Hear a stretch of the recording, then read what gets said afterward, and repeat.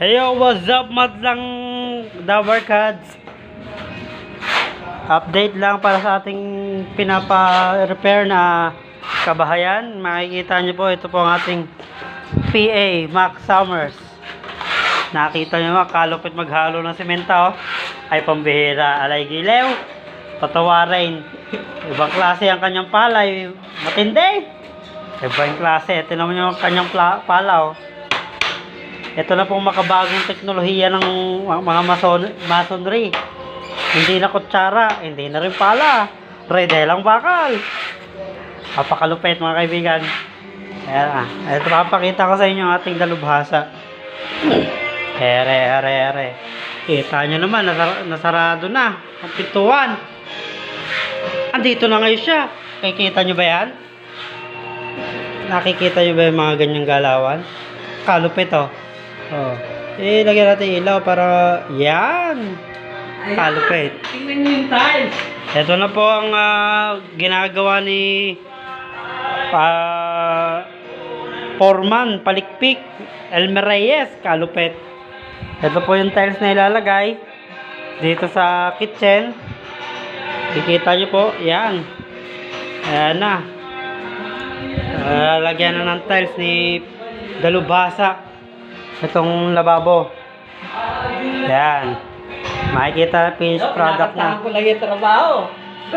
Narinig nyo ba yan? Palayain nga daw sa kuko ng agila. Ito na, nag-asintada na si Dalubhasa. Kikita nyo ba yan? Asintada. Ito na yung banyo. Bali, dadagdagan pa yan 3 patong para matapos na. Tatanggalin. Ayan, malaki na yung banyo namin. Kikita nyo ba yan? Malaki na siya. Oh. Hoy! Si Antonio! Kalupit ni Antonio, di nawawala, hindi natitinag kahit may gumagawa. Patuloy sa paggala. Kikita nyo ba yan? Ayan, tinarado na. Kasi dito na yung pinto niya. Ayan, itong bakal na yan, yan. Tatanggalin pa yan. Para makapagpatong pa ng hollow block. Pero mahirap tanggalin at nakawilding. At i-try natin yung mamaya. Kikita nyo po. Ayan na, sinasangkot siya na ni Dalubhasa. Tubig. Tubig. Dali, tubig. Huwag niyong pinag-iintay ang ating Dalubhasa. Baka umuwi. Tubig. Diyan yung ano Sige, light. Ayan, Yan, okay na yan. Kita nyo ba yan? Okay, malinis na rito. Yung mga bakal na natira sa binakbak na pader. Medyo malinis na. Wala na mga kahoy. Ito na yung in-order na tiles. Ilang piraso lang yan, pero umabot na ng 8,000. Pambihira. Kamahal na materialize. Kaya siguro sa ngayon, ito muna ang gagawin namin. Dahil wala pa tayong budget. Mag-hold up pa tayo sa sa mga sari-sari store. Charis. Biro lang. Isa pa. Timba. Dali mo na rito. Para patong mo dyan sa lamesa. Ito yung kwarto. Yan.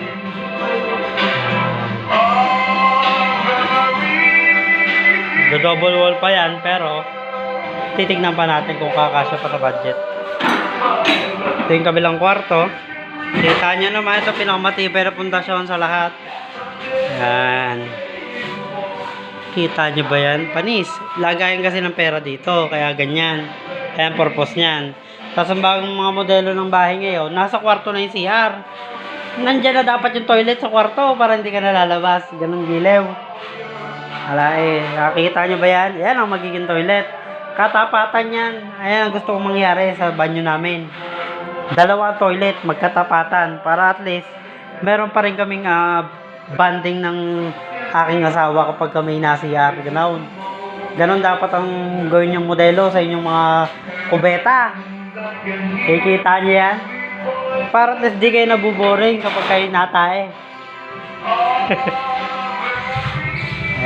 Bali ang problema natin, yung mga panambak na yan, yung mga tinibag na yan doon sa pader, hindi ko pa alam kung saan ko itatambak yung mga yan. Tapos makikita nyo po, nakataas na oh. Nakataas na, yan. May yero na. Bali ito lang ang kinapos dyan, tanggalan natin yung flashlight. Ito yung kinapos dyan, yan. Ito, kapos, yan, kapos yan.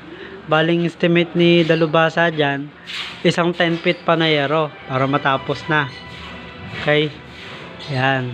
Makikita nyo, grabe laki ng tinaas niya kasi ang taas lang na ito itong tubular na yan, yan, tubular na yan, hanggang dyan lang yung kisame, tapos ang bubong hanggang dun lang, ayun lang yan, yung may na yan, may flashing na yan, hindi dyan sa baba pa niyan, ito yan, hanggang dyan lang yung bubong dati, hanggang ganun lang, pero tingnan mo naman ngayon, kalaki oh.